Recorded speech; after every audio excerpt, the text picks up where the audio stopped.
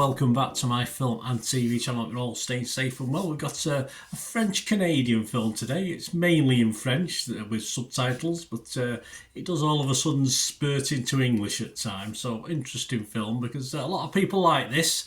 Yes, I'm not overly convinced, but yeah, it's one of those films that I think's gone right over my head. But we're going to have a look at a 2023 French-Canadian science fiction romantic drama directed and written by Bertrand Bonello, obviously got his fans, from a story he co-wrote with Bertrand and Benjamin Sharby. Loosely based on the Henry James 1903 novella. In the same way, I probably won't go back and read a 1903 novel unless it's something like Dickens or something like one of the old ones, and Dickens even earlier, isn't it? But yeah, The Beast in the Jungle it's based on. Before I have a quick look at this, guys, and let you know what other people are thinking, which is just as important as I think, of course.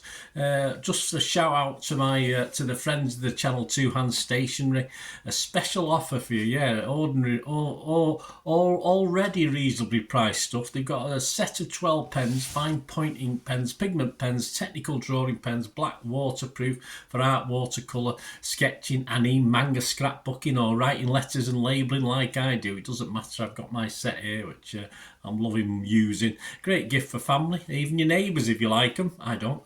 Friends, that's great. And of course, just treat yourself, even more importantly, guys. And they are at a discounted price currently. There's a link on screen and below in the description. $8.49, retail at $12.99, but that $8.49 price, you get another 15% off. So just enter that voucher code there at the checkout, and you get not just that, but friends of this channel and watchers of this channel get an extra 15% off. And the pens have a 4.4 out of 5 rating, just under 5,000 reviews on Amazon. So it's not just me that like this little thing. Please give them your support as they support me. Thanks for listening, and please don't miss out. Right, back to the film. It stars Léa Seydoux, George Mackay, Guslagi Malanda and Dasha Nekrasova, and it was released in France on the 7th of February 2024. I'm recording this on the 12th of June 2024. Just check your territories for availability. It was released later in April in Canada, but of course if you do want to watch this, and a lot of people will, because there's a lot of love out there for this, not from me, yeah, just check your territory to see when it's available. I'd imagine this will probably have a limited theatrical release and then sort of be available on streaming sites, so keep your eyes out for it. What's the idea? What's the premise? Well, in the near future, where emotions have become a threat, of course you have, Gabrielle finally decides to purify her DNA in a machine that will immerse her in her previous lives and rid her of any strong feelings. She then meets Louis and feels a powerful connection as if she has known him forever. Probably has. A melodrama crossed by the genre, which unfolds over 3 distinct periods. So it takes place in 1910, 2014 and 2044. I do like the synopsis, I will admit. But my thoughts, this is one of those pieces, like a piece of art that you look at and say, what the is that? But critics and collectors are willing to pay silly money for it. And this is basically, for me, even before I saw the critics' reviews, I knew the critics were going to love this, because this is a critics' film.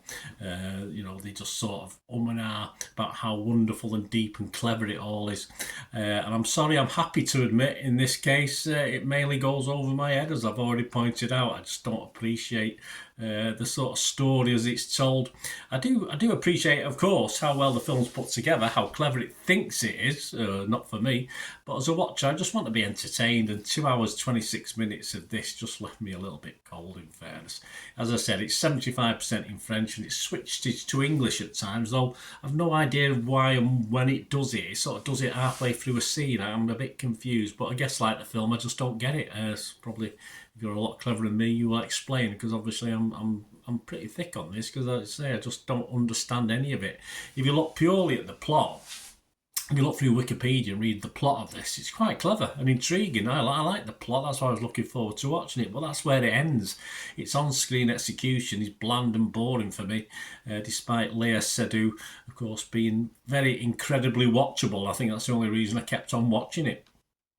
I am in a minority though, guys. I will admit on this, whether I'm thick or just not getting it, and it's way over my head, and I admit it. I want to be entertained, and the critics love it, of course, and the public are fairly positive as well. But it's just not for me, I'm afraid. On Rotten Tomatoes, I'll be rotten. On Metacritic, I'm going to be negative, and I'm not going to. It doesn't get a 5 out of 10 from me, so I don't score anything if it doesn't get to a 5 out of 10, so it's a no score from me. Other scores, well, a lot more positive than me. Rotten Tomatoes, 124 critics as I'm doing this, 86% positivity, a good healthy 7.6 out of 10, 107 fresh and 17 rotten, so 17 sort of agreed with me. The consensus of the site says unwieldy but rewarding. I'd stick with the unwieldy, not the rewarding bit. The Beast uses its sci-fi conceit to explore intriguing themes in largely satisfying fashion. Well, very unsatisfying fashion for me.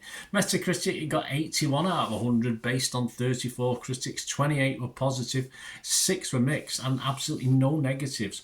Empire magazine scored this 100%. They loved it. A lot of them did. A lot of these critics did. By putting technology on trial as the chief parasite causing modern malaise. Yeah, I get that's in it, yeah, but it's not very interesting.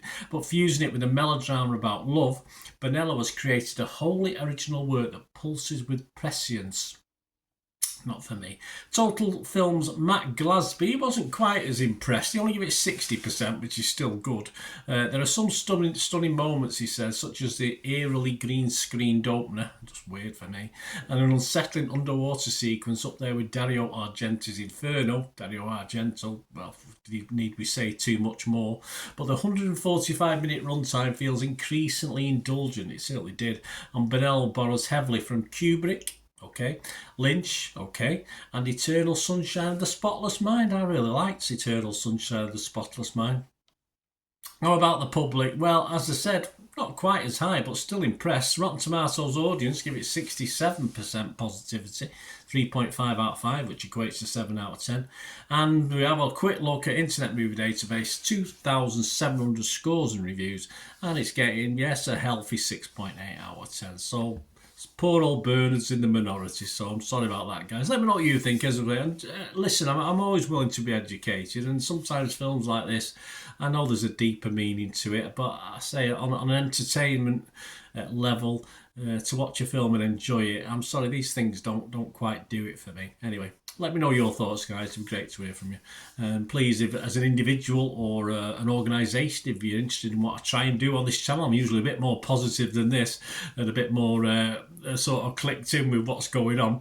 Yeah, if you can support or sponsor the channel, just get in touch with me, guys. It'd be great to hear from you. If you can do anything for me going forward, and of course I can do help you out in some way as well. That's part of the deal. So you scratch my back, I'll scratch yours. So you can contact me, of course, through the message system on YouTube, or get me on my socials where I post loads of things of film or TV. And my other passion, of course, if you look through the channel, my football team, Manchester City, as well. So if you're interested in that, or you know someone who might be, give me a kick in my direction, and you can contact me on my socials. I'm on X and TikTok at the same address, at Bernard_Deneen. I'm on Facebook at Bernard Deneen, and you can just email me and we can have a chat. That'll be absolutely fantastic. The details will be on screen, and don't forget to use your little voucher for those wonderful pens. I don't know when I'll ever need to buy a pen again. These are going to last me ages, the ones I've got.